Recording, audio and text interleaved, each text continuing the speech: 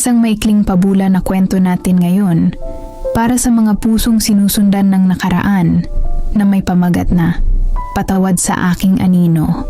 Sa gitna ng mainit na hapon, tumatakbo si Luna palayo, hindi sa tao, kundi sa sarili.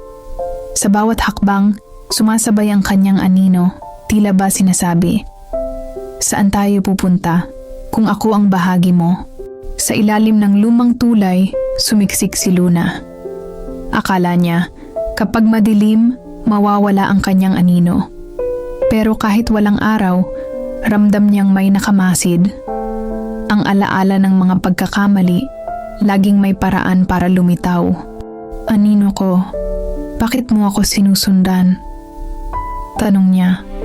"Sapagkat ikaw ang lumikha sa akin," sagot nito. Bawat hiya, bawat lihim, bawat sakit, ako ang naging tagapag-ingat.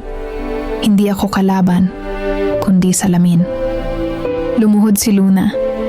Hindi sa harap ng anino, kundi sa harap ng sariling puso. Kung gusto kong makalaya, kailangan kong tanggapin ang lahat ng naging ako, including the parts I wanted to forget. At sa unang pagkakataon, hindi na siya tinabunan ng anino, niyakap siya nito. Lumabas si Luna mula sa tulay.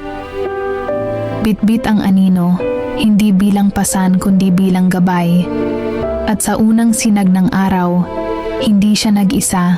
Sa unang sinag ng araw, may batang humawak sa kanyang kamay, sabay tanong, "Ate, bakit may anino tayo?" Ngumiti si Luna. "Para maalala natin ang lahat ng dinaanan at makita kung gaano na tayo kalayo." Sa liwanag ng bagong umaga, hindi na siya nilalamon ng nakaraan. Hindi na rin niya tinatabunan ang kanyang anino, sapagkat tinanggap niya ito bilang bahagi ng kanyang paggaling. Ang mensaheng ng kwento. Ang paghilom ay hindi pag-iwas. Minsan ang gabay mo ay mismong anino mong matagal mong tinakbuhan. At kapag natutunan mong yakapin ito, dun ka magsisimulang lumaya.